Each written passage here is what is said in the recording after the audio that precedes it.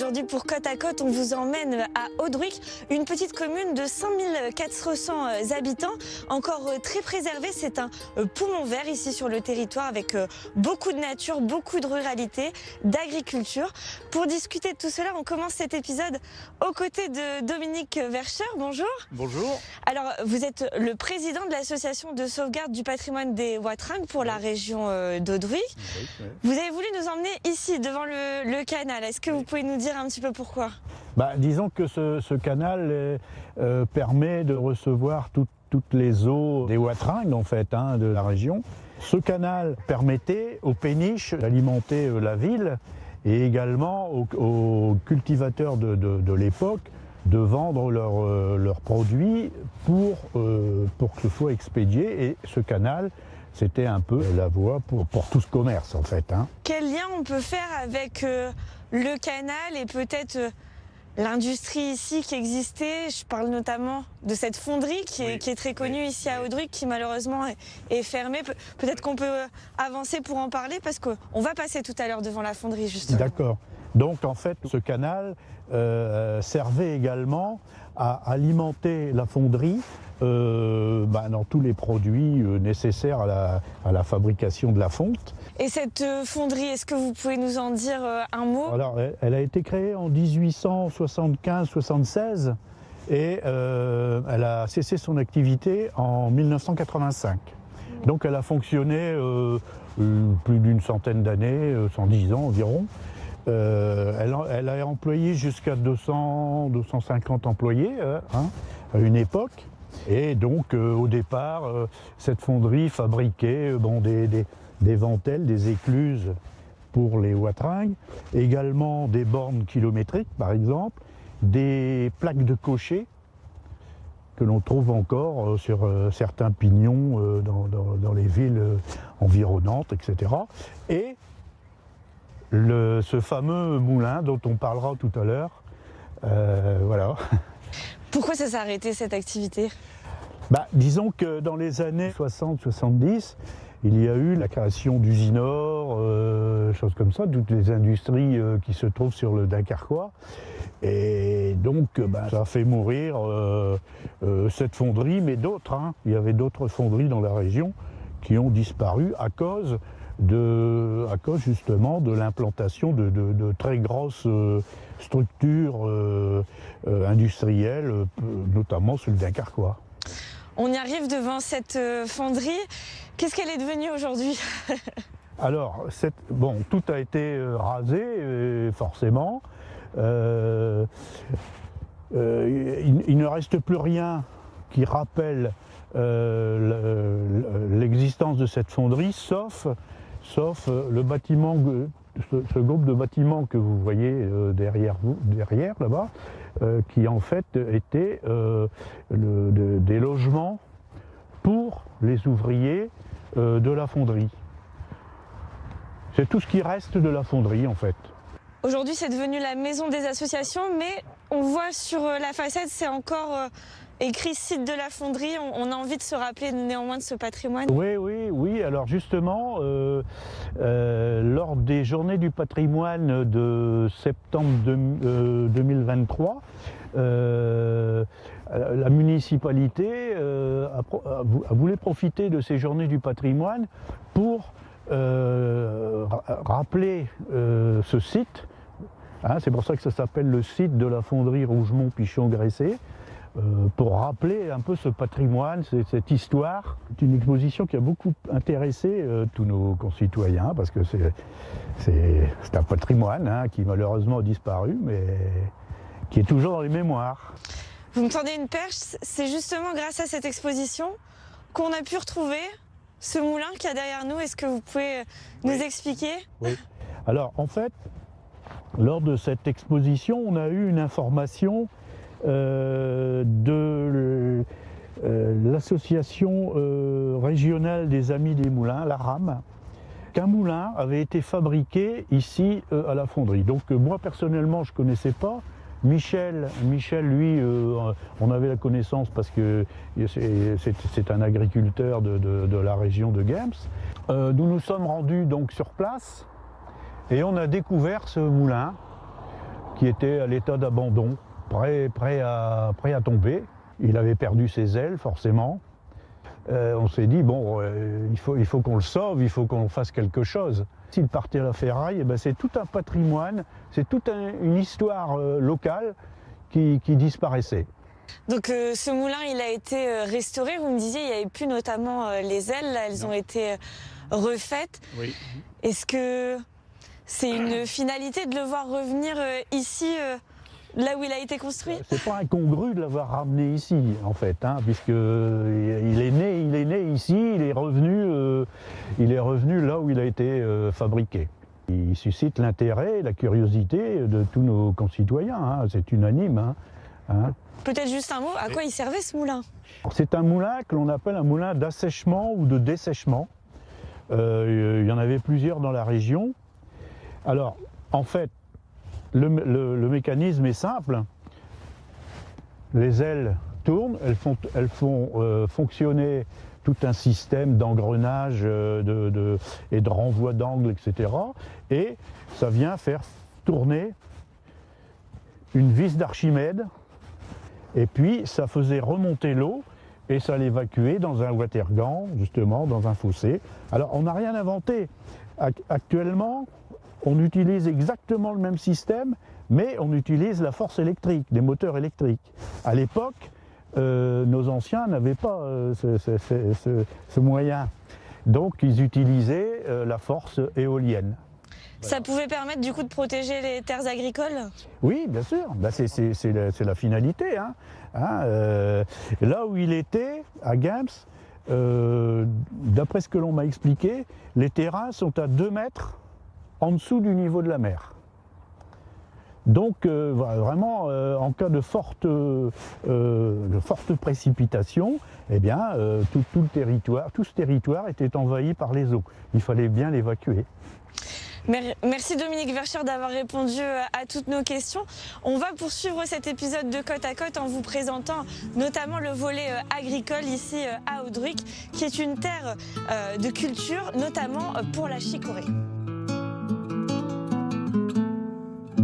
Je suis avec Xavier Gareno qui est producteur, agriculteur sur la commune. Bonjour. Tout à fait, bonjour. Est-ce que vous pouvez nous dire un petit peu vos différentes cultures? Moi, c'est une exploitation de polyculture élevage. On fait du blé, bien sûr. Ensuite, on fait des betteraves sucrières, des chicorées, du lin, qu'est-ce qu'il y a encore j'allais oublier quand même, la pomme de terre et du plant de pomme de terre. Donc oui, derrière moi, vous pouvez vous demander, c'est quoi ce tas? C'est des cailloux? Non, non, ce ne sont pas des cailloux, ce sont des chicorées. Je vais d'ailleurs en prendre une pour... Voilà, tout à fait. Donc ça, c'est vraiment une culture particulière de notre région, c'est la chicorée à café. Après, dans le passé, il y avait des tas de sécheries dans le secteur. Maintenant, il y en a encore 2 qui travaillent parce que la méthode a un peu évolué.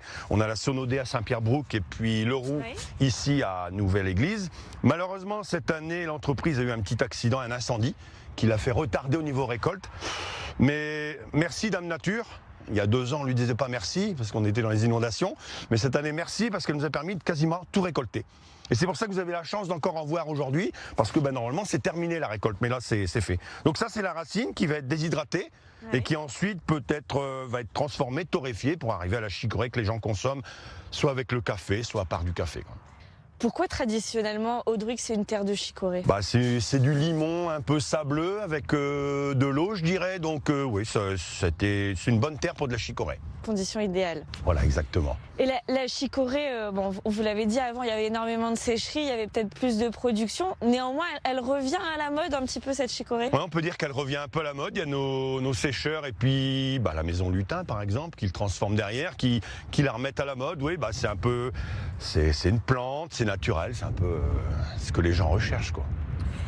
Et à Audruic, chaque année, la fête de la chicorée, est-ce que vous participez, vous? Je participe en tant que spectateur. Non, je ne suis pas carrément impliqué dedans, mais je participe en tant que spectateur. Oui, c'est une belle fête.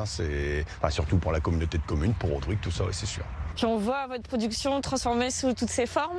Oui, exactement. Puis aussi l'histoire, parce qu'on raconte comment ça se passait avant, les Belges qui venaient pour la sécherie et tout, donc c'est intéressant. Pour ceux qui veulent découvrir cette culture et cette plante, il faut y venir, quoi. Bon, vous la consommez comment cette chicorée? Moi, je la consomme pas beaucoup, malheureusement. Je suis pas le bon exemple. Non. De temps en temps, un peu à la place d'un capot. cappuccino, quelque chose comme ça. Mais non, j'ai perdu l'habitude de mettre toujours ça dans... Avant, c'est simple, on mettait le filtre, on mettait un petit peu de chicorée dans le fond et du café au-dessus. Non, j'ai perdu cette habitude-là, quoi. Bon, bah, en tout cas, moi j'adore la chicorée sous toutes ses formes. Merci de la consommer. Et on va vous faire découvrir d'autres aspects d'Audruic. On vous emmène maintenant à l'Armurerie.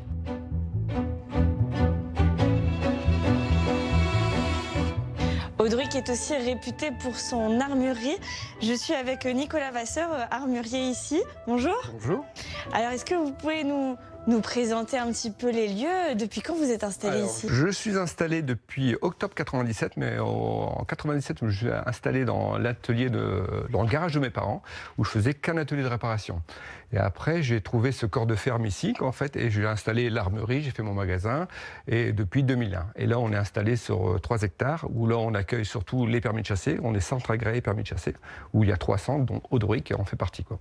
Vous avez combien de fusils, de pièces? Oh là, beaucoup. Je pense, je sais même pas, mais plus de 500 fusils, quoi, en fait, en stock, oui. Vous pouvez visionner un petit peu. Ici, on a un espace qui est destiné aux fusils lisses, donc pour le petit gibier. Et vous traversez l'autre côté du magasin, où là, c'est toutes les carabines, pour le grand gibier. Ici, vous faites passer les permis de chasse, ça se passe comment? Alors, ça se passe, donc le candidat, lui, s'inscrit sur Internet, sur le site de la Fédération des chasseurs du Pas-de-Calais. Il sera convoqué une matinée ou une après-midi à Saint-Laurent-Blangy pour réviser la théorie. Et 2-3 jours après, il est convoqué ici pour la formation pratique. Donc c'est les agents de la fédération qui font, moi je m'en occupe pas, en fait moi je loue mon terrain pour ça, en fait. C'est des jeunes, c'est quoi comme profil? La plupart c'est des jeunes entre 16 ans et 18 ans, 80%, et même aussi nous avons des clients, des jeunes candidats, enfin jeunes, une quarantaine d'années, et ça se féminise beaucoup aussi, beaucoup de femmes aussi qui passent le permis. Ça s'explique comment? Je sais pas, écoutez, ça se démocratise un petit peu, la chasse au féminin, l'esprit, pas que la chasse aussi, convivialité, le repas de chasse avec les amis, tout ça, c'est convivial, ouais, très bien. On va peut-être descendre, aller voir également l'atelier. Est-ce que vous pouvez nous dire un petit peu votre activité? Voilà, donc en fait, forcément quand on vend une arme, mettons je vous vends une arme, donc il vous faut une crosse plus courte, voilà. On vous met de l'avantage, c'est-à-dire qu'il faut plier la crosse, et tout ça à chaque fois, ça s'appelle la mise en conformation de l'arme, en fait. D'accord. Donc je vous le mets comme il faut à l'épaule et on vous fait tirer quelques plateaux dehors et je vous vois si vous tirez trop haut ou trop bas et nous on vous fait l'arme pour que vous soyez, que ce soit adapté à votre morphologie, quoi, en fait. Je vous suis dans votre atelier. Donc ici l'atelier. Donc vous voyez, donc on a aussi beaucoup d'armes aussi en réparation. Donc on fait tout type, les remises à neuf, les bronzages, les rajustages quand le fusil a du jeu, les remises à neuf, voilà, qu'on fait tout type les postes d'optique, voilà, il y a tout, il y a du boulot. Est-ce que c'est compliqué, moi qui n'y connais rien, de manipuler une arme, de passer son permis? Non, pas du tout. De toute façon, après, vous êtes bien formés par les agents de la fédération, bien fermer son arme en sécurité, tout ça. Non, c'est pas très compliqué.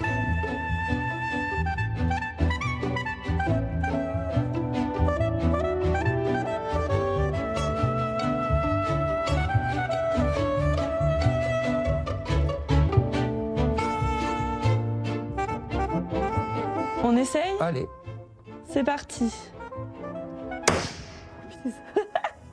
C'est impressionnant. Regardez, c'est pas mal. Hey, Pour une première, c'est très bien. parfait. Parfait.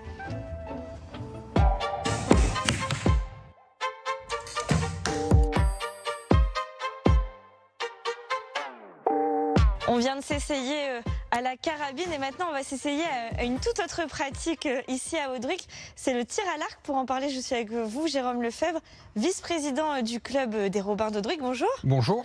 Alors est-ce que vous pouvez me dire, déjà vous personnellement, comment est-ce que vous êtes rentré dans ce sport? En fait, je suis rentré dans ce sport avec la médecine en fait. J'ai eu des soucis de dos et soucis de dos à la rééducation, on nous fait pratiquer le tir à l'arc. Et suite à ça, du coup, j'ai cherché un club derrière pour continuer à pratiquer. Donc je suis au club depuis 2015 et j'ai commencé, je savais pas du tout tirer. J'ai évolué, on m'a appris. Ce que j'ai appris, je l'ai perfectionné sur les sites internet et maintenant c'est moi qui entraîne les petits avec les bénévoles. Vous êtes combien ici dans le club? On est une quarantaine d'archers. autant d'adultes que d'enfants et autant de filles que de garçons.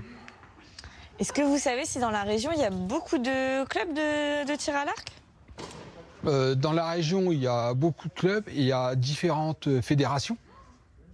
Donc il y a la Fédération française FFTA, il y a l'UFOLEP, puis il y a FNSMR. Nous, on fait partie de la FNSMR. Et on a des compétitions individuelles et des compétitions par équipe. D'ailleurs, par équipe, il y a 3 ans, on a terminé champion de France. Ce qui est déjà vachement bien. Oui.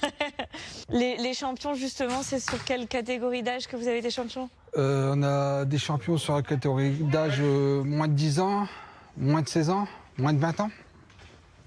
Et par équipe, c'est catégorie moins de 10, moins de 16, moins de 20 et adultes.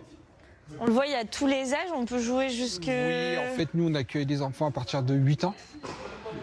On peut avant, mais il faut qu'ils aient le gabarit pour pouvoir tirer avec l'arc avec la corde, en fait. Et il n'y a pas de limite d'âge, comme on peut voir ici Michel. Il a quel âge sans indiscrétion? On peut lui demander. C'est un vétéran, en tout cas. C'est un super vétéran. Un super vétéran? Oui. Est-ce que on peut s'initier assez facilement au tir à l'arc? Oui. On peut s'initier facilement. D'ailleurs, on reçoit des centres aérés. Donc, c'est des séances. Les enfants arrivent, savent pas tirer. On leur explique la sécurité, comment tirer. Et après, derrière, ils font les essais et ils sont très contents de ce qu'ils font, en fait. Moi, Et ça arrive que des enfants qui viennent au centre aéré, l'année suivante, arrivent au club, en fait. Poursuivre. Oui, oui. Moi, je suis une grande enfant. Mais est-ce que vous pouvez un petit peu m'expliquer comment ça se passe? On s'est déjà équipé pour la sécurité, parce qu'il vaut mieux faire attention. En fait, comment ça se passe? Il faut désigner déjà l'œil directeur, droitier, gaucher. Et par la suite, avoir l'arc adéquat pour un droitier ou pour un gaucher. Et ensuite, avoir le matériel de protection. Et après, c'est tout un apprentissage de la position. Et après, je vais te dire, il n'y a que l'entraînement qui fait progresser. Bon, on se moquera pas de moi alors pour cette première? Non. Est-ce qu'on peut s'équiper? Moi, je suis plutôt droitière et avec l'œil directeur à gauche, donc un peu les deux. Donc, vous avez déjà mis, on a mis la protège-bras, protection. la palette pour protéger les doigts. D'accord. Et puis vous avez le carquois avec vos flèches. Oui. Et devant, là, c'est mon arc personnel. Et là, au niveau du club, on va vous prêter un arc pour faire l'essai. Donc les pieds bien parallèles, perpendiculaires à la cible. L'arc, je le mets sur le pied. Et en fait, ici, on a des noxettes. Donc on prend une flèche ici. Vous voyez, il y a 2 plumes de la même couleur, une plume simple. La plume simple, toujours vers nous, pour éviter que la plume vienne taper la fenêtre d'arc. Donc, on enquille sur la corde. On vient de mettre sur le repose flèche. Et ensuite, on positionne notre main. Donc moi, la main, je la positionne 45 degrés. Mais moi, j'utilise une dragonne pour pas tenir l'arc. Et en fait, la position de la main, ici comme ça, facilite bien placer son bras ici pour éviter que la corde vienne frapper. Et ensuite, 3 doigts. Moi, je mets pas ma palette parce que celui-là, c'est un 22 livres. Je tire plus que ça. Donc là, je viens ici. Et bien sûr, la tombée sont courtes.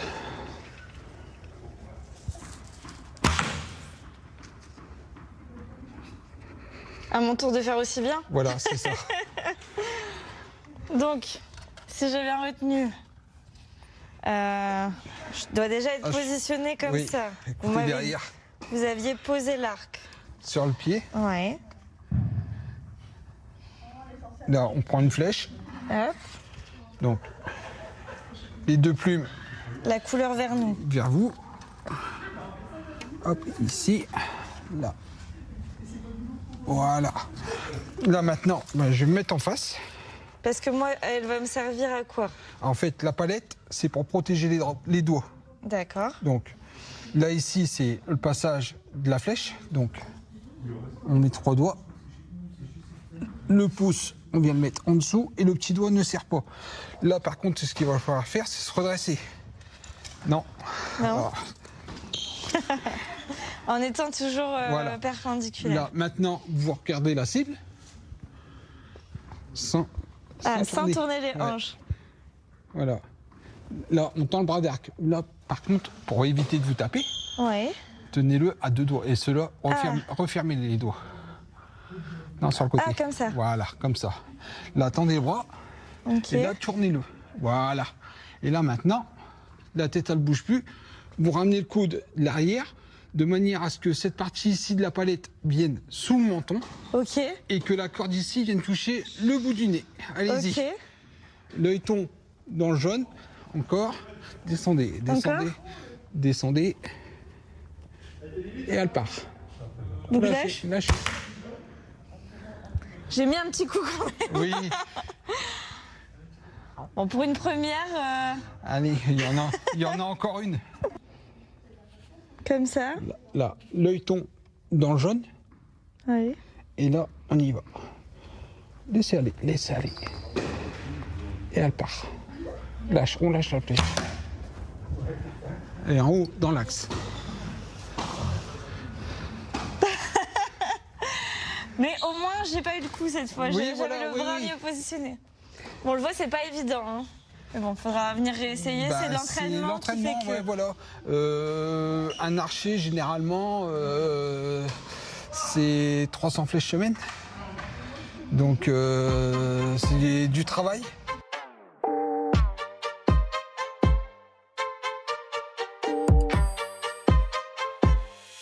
On a des garçons, des garçons comme des filles. Ils viennent au mois de septembre. Et leur première compétition, je leur fais faire début avril, en coupe jeune. Donc, si on est régulier, on arrive quand même à profiter. Voilà. C'est en fait, progresser vite. il faut être assidu pour progresser en fait, et bien assimiler ce qu'on dit.